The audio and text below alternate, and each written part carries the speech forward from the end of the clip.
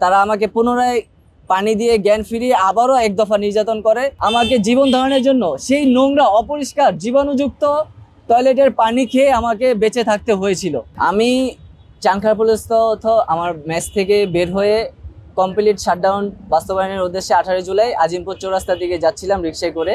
সেখানে অতর্কিতভাবে আওয়ামী লীগ, ছাত্রলীগ এবং যুবলীগ এবং তাদের সহযোগী যত অঙ্গ সংগঠনের নেতাকর্মী ছিল অতর্কিতভাবে আমার উপর অ্যাটাক করে বসে। সেখানে তারা হকি স্টিক, স্টিলের পাইপ, ক্রিকেট স্টাম্প, ধারালো অস্ত্রশস্ত্র নিয়ে আমাকে নির্মমভাবে রাস্তায় ফেলে পিটাতে থাকে। তো এক পর্যায়ে আমি জ্ঞান হারানোর পরে তারা আমাকে পুনরায় পানি দিয়ে জ্ঞান ফিরিয়ে আবারও এক দফা নির্যাতন করে। তো তার কিছুক্ষণ পরে সাদা পোশাকধারী কিছু সদস্য এসে আমাকে একটি গাড়িতে তুলে ফেলে এবং তুলে ফেলে সাথে সাথে চোখ বেঁধে ফেলে।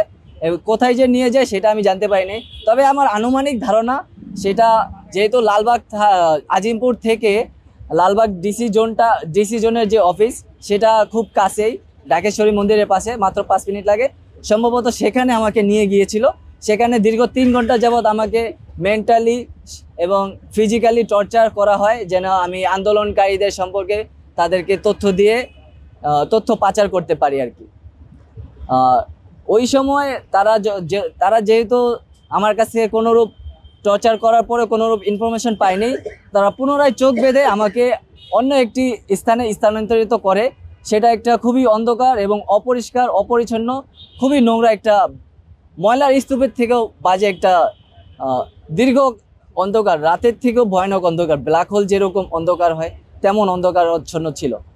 উপরে একটা ছোট ফ্যান ছিল আর হালকা ডিম লাইটের মতো একটা বাতি ছিল, যার কারণে ওইখানে কোনো একটা ঘড়িও ছিল না, যার কারণে ওইটাতে আমি কোনো সময় এক্স্যাক্ট অনুমান করতে পারতেছিলাম না। জাস্ট আমাকে যখন ধরেছিল সেই সময়টা থেকে আমি শুধু প্রহর গুনতেছিলাম যে এখন কি অবস্থা। সেখান থেকে আমি বাইরে কোনো সাউন্ডও পাচ্ছিলাম না। আমাকে এমন একটা নিস্তব্ধ একটা রুমের ভিতরে রেখেছিল। তো রুমের ভিতরে অবস্থা এমন ছিল যে সেখানে একটা নোংরা বাথরুম ছিল, যেটার অবস্থা এতটা ভয়ানক যে আপনারা জানেন যে ইন্ডিয়াতে মানুষ খোলামেলা জায়গায় টয়লেট করে, কিন্তু সেই জায়গাটার থেকেও নোংরা ছিল সেই টয়লেটটা। আমি জীবন ধারণের জন্য তাদের কাছে চিকিৎসা সেবা চেয়েছিলাম, পানি চেয়েছিলাম, খাবার চেয়েছিলাম, তারা সেগুলো কোনোভাবে আমাকে ন্যূনতম সহযোগিতা করেনি।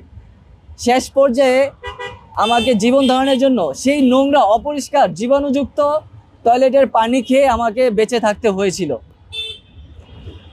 এরপরে 3 দিন পরে, সম্ভবত 48 ঘন্টা থেকে 72 ঘন্টার মধ্যে এই কাহিনীটা ঘটেছিল যে তারা আমাকে 2 হাতে হ্যান্ডকাপ লাগিয়ে ছবি তুলে বিভিন্ন ধরনের হুমকি ধমকি দিয়ে, তুই যদি মামলার আসামি না হোস তাহলে তোকে মেরে ফেলবো, তোর ফ্যামিলিকে গায়েব করে দিব এবং তোর লাশ কেউ খুঁজে পাবে না, এমনভাবে টুকরো টুকরো করে ফেলা হবে।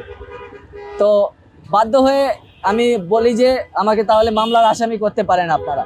তারা আমাকে একটি মিথ্যা মামলার আসামি করে, যেটা হচ্ছে থানা ভাঙচুর, পুলিশ ফাঁড়ি পোড়াও, অগ্নিসংযোগ, পুলিশ সদস্যদের উপর হামলা। কিন্তু আমাকে যখন গ্রেপ্তার করা হয় তখন কিন্তু এই ধরনের কোনো কিছুই সংগঠিত হয়নি আজিমপুরে। তো ওই পরিপ্রেক্ষিতে যখন আমাকে কোর্টে উঠায়, কোর্টের গারদে নিয়ে যায়, সেখানেও আমাকে শীর্ষ সন্ত্রাসীর মতো উপস্থাপন করা হয়। আমার 2 হাতে যেহেতু হ্যান্ডকাপ লাগানো। আমি একটু আমার রুমের ছবিটা দেখাতে চাই। আমি যেই সেলে ছিলাম সেই সেলটার একটা ছবি আমি পরবর্তীতে আমার এক বিশেষ সোর্সের মাধ্যমে কালেক্ট করেছিলাম। সেখানে লেখা আছে যে নীরব কোটা সংস্কার চাই। ওই অবস্থাতে এটা যে লেখা কতটা অকল্পনীয় বিষয় তা আপনাদের আর বিশেষ করে বলার প্রয়োজন বলে মনে করছি না। তো আমি বাকি ঘটনাতে যাচ্ছি। তো যখন আমাকে কোর্টের গারদে, সিএমএম কোর্টের গারদে নিয়ে যায়, সেখানে আমাকে কড়া রেস্ট্রিকশনে রাখা হয়। আমি যেন কারোর সাথে কথা বলতে না পারি, আমি যেন কারোর সাথে তথ্য আদান প্রদান করতে না পারি, সেই ব্যাপারে বিশেষ নিরাপত্তা দিয়ে চাদর দিয়ে আমাকে জড়িয়ে রাখা হয়। আর পরবর্তীতে কোর্টে এত পরিমাণ সেদিন আসামি ছিল, সম্ভবত সেদিন কারফিউ ছিল, তো রাস্তা একদমই ফাঁকা ছিল যখন আমাকে নিয়ে আসে। তো কোর্টে আসামির সংখ্যা বেশি থাকায় ম্যাজিস্ট্রেট প্রায় পাগলের মতো হয়ে যায়, বিধায় আমাকে শুনানি না করে ট্রায়াল প্রিজনার হিসেবে ঢাকা কেন্দ্রীয় কারাগার কেরানীগঞ্জে স্থানান্তর করে। সেখানেও আমাদের মানবাধিকার লঙ্ঘন করা হয়। কারাগারের যে ন্যূনতম রাইটস, চিকিৎসা সেবা নিশ্চিত করা, খাবার দাবার নিশ্চিত করা এবং হচ্ছে পরিবারের সাথে যোগাযোগ ব্যবস্থা নিশ্চিত করা, এগুলোর কোনোটাই আমি পাইনি। কিন্তু আমি সেখানে, যেহেতু আমি লেখালেখি করি, কবিতা লিখি, আমি সেখানে লেখালেখি করার জন্য খাতা এবং কলম চেয়েছিলাম, তারা সেটারও ব্যবস্থা করে দেয়নি।